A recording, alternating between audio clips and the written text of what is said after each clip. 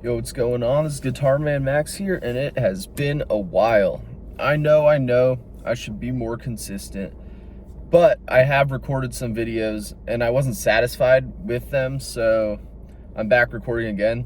This is probably like my third time recording this video. I'm just gonna post whatever happens here. The other ones were just the recordings were just kind of ass. I don't know. As you can tell, I got this Cenotaph Mexico shirt on. I got this at Maryland Death Fest last year. I think I have a short up of a song from their set. That was a good set, but cool exclusive shirt. Got the cool colors. I think that's like blue and yellow. That might be purple and green. I'm actually like kind of colorblind, so I might be fucking that up completely. Who cares? Whatever. Also, another thing to mention is I actually YXM actually ended up subscribing to me after I did that best metal YouTubers video, which was pretty rad. So yeah, that's something that's pretty cool. Anyway, topic for today's video is gonna be my top 5 Morbid Angel songs. So I think I'm gonna start off with my honorable mentions. So honorable mention number 2, we're gonna do World of Shit, The Promised Land off of Covenant. That's just your classic, very heavy, A-sharp standard Morbid Angel, amazing riffing song. I obviously love that one part after it does the kind of like first minute and a half or whatever, where it does that pause where it's like dun dun, and it's like dun dun dun dun dun dun dun dun. You know what I mean? That part is cool. Almost similar to like the beginning of like Graves of the Fathers by Cryptopsy almost. Just that like pause, then it goes into like the heaviest riff you ever heard. Yeah.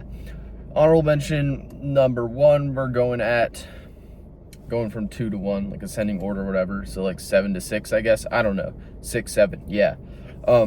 We're going to go with Lord of All Fevers and Plagues, one of the most aggressive Morbid Angel songs in my opinion. You just got that like ghoulish demonic chanting in like whatever Sumerian language that is or whatever, that like the kind of vocal hook is in. I couldn't tell you, like I'd need to read what they were saying to repeat it, but yeah, very cool lyrically and everything, cool soloing and all that. Great song. Once again, very aggressive. But let's get into the top 5 right here. So at number 5, this is going to be coming off of Gateways to Annihilation. We're going with Summoning Redemption, the opening track. There's technically an intro before it, but I'm pretty sure that was just like a recording with the crickets outside of like, was that Morrisound Studios or whatever? Literally just a recording of crickets that leads into that. Cool Floridian atmosphere, whatever you want to call that. Yeah, but Summoning Redemption, another one of their heaviest riffs. This one's gonna be an A-sharp standard too. Great tuning. Very, very heavy. It's kind of a different dimension than like B standard, which it's kind of weird with guitar. As soon as you like transpose something down even like a step, it just gets like so much heavier. But there's also some riffs that are even in E that are just ridiculously heavy. It's an art, you know what I mean? But you know that main riff that goes through it, you got like just like the dichotomy or whatever between that and like the B riff, because that one's like really heavy. The B riff builds like a lot of tension. Morbid Angel does that a lot with like that kind of opening with that like A-B structure. Do that very well in this song. This probably has my second favorite Morbid Angel solo of all time. I love guitar solos, and this one's kind of like a 2-part solo almost. Just wicked shit. Great guitar skills. It's very how should I put this? Like almost spiritual sounding in a way, I guess you could say. Existential sounding. Those aren't like the right pinpoint words, but they put into your mind like how this solo makes you feel. You know what I mean? Yeah. Awesome solo. Cool words too, like that one vocal hook where he's like, I demand to know the light of a promised land. Like that thing. I love when he does that multiple times throughout the song. Why is it so windy outside? Jesus Christ. I do like wind. It's just surprising. I don't know why. I didn't check the weather, I guess. But yeah, that's going in at number 5. Number 4, we're gonna do the ancient ones off Blessed Are the Sick. What else can I say about this? It's a sick album and it's a sick song. This was originally on Abominations of Desolation. Actually, Lord of All Fevers was too. But yeah, this goes back to the E-flat tuning. Which I think they said in like an interview or something, it was like the most like evil tuning or whatever. I kind of agree. It's very evil, very cool. In a lot of ways better than E standard. They all serve their purpose though. I'm not gonna get into that. But what I like about this, like the main, the main chant in like the vocal hook, also the main riff. The main riff is just so like Morbid Angel-esque. Like every band kind of has that signature riff. Like for example, you will have like the signature Iron Maiden riff, which is some form of like the minor 1, 6, 7 kind of progression, like the dun dun dun dun dun dun dun dun dun dun dun dun dun. Like Iron Maiden does that in literally every song, and it somehow doesn't get old. The way I'm kind of talking about this Morbid Angel riff, it's not exactly like something in terms of the notes or progression that they use a lot, but this is more in the vibe where like you hear a riff played like that, you know that's Morbid Angel. It's like the dun dun dun dun dun dun dun dun dun dun, like that rhythm. You just know it's them. Yeah, I mean, what more can I say about it? It's really fun to play on guitar. All these songs kind of are, honestly, like Summoning Redemption too.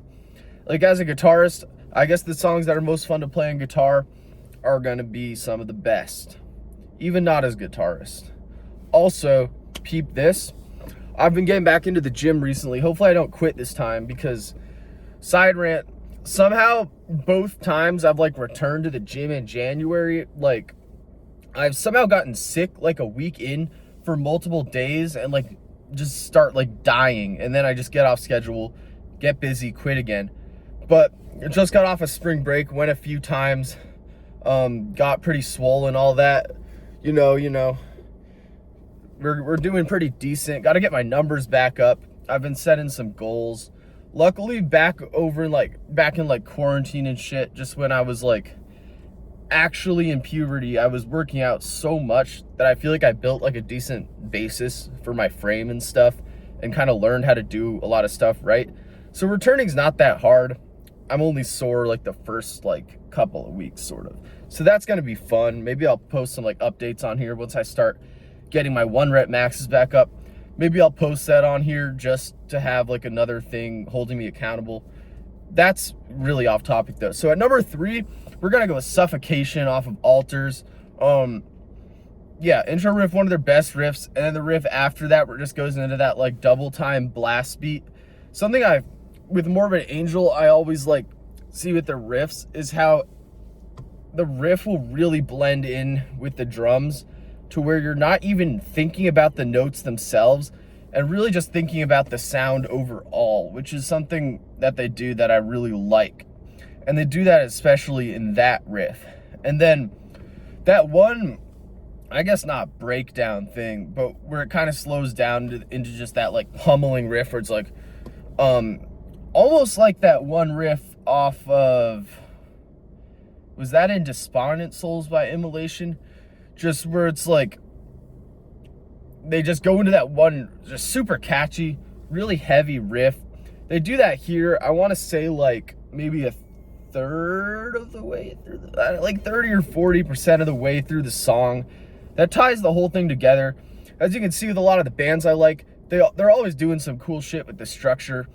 Song structure is something I need to work on myself with my own writing, because it is really massive. You can have the best riffs ever, and if you don't have the right mindset when you're approaching structure, it can kind of ruin the song. And that's almost like with a lot of songs I write, somewhere where I fall short and where I just abandon the song, because I'll end up making some like kind of low effort structure, and then it gets me like in like a headspace where I can't think of another riff to like fix it.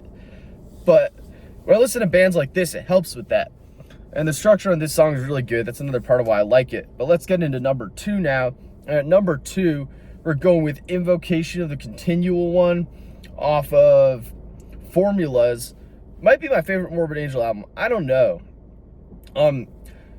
You guys might be a little upset then that the Altars song I put on here was at number 3. That doesn't mean Altars isn't a top 2 or 3 album by them. They just have some other highlights. But anyway, Invocation of the Continual One has my number 1 favorite Morbid Angel solo, the one at the end, because it has like 2 distinct solos. One of them's like, what, 5 minutes in. This is just like a 10-minute long epic, almost no repetition. There is that one part I like, kind of like halfway through the song, where there's like a callback to the main riff, but it's not played the same. Like, it's not the same riff, but you can tell it's kind of reiterating that feeling from before, from the first riff. And also something cool, after it goes like A riff B, like A B A B, it goes into that C riff that's just like diabolical. It makes no sense. Like, if you showed that, it's one of those riffs, if you show it to someone who's not used to death metal, they'd be like, dude, this shit is not music. But that riff is really cool, where it's like, I probably look like an idiot trying to hum out these riffs, but I'm doing my best here, so. Sorry. Also very heavy for E flat. They have a mix of tunings on this album. Yeah, that outro solo it is something else. I gotta go listen to that again later today, because it's just so like invigorating. I don't even know. It's just so cool. Like, ooh.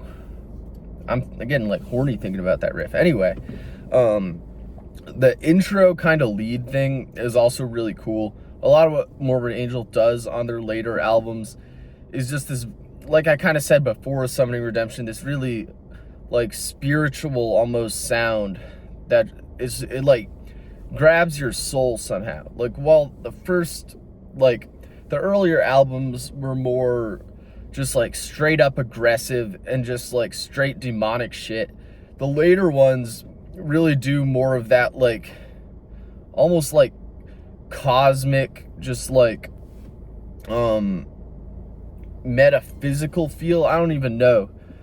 They're calling out to some sort of gods who may or may not exist, because we have no idea.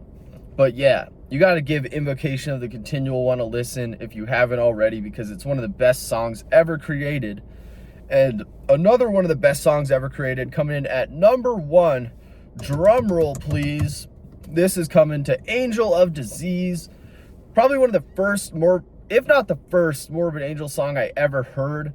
This is another one that was also on Abominations of Desolation, but for all these I kind of just picked the main album version.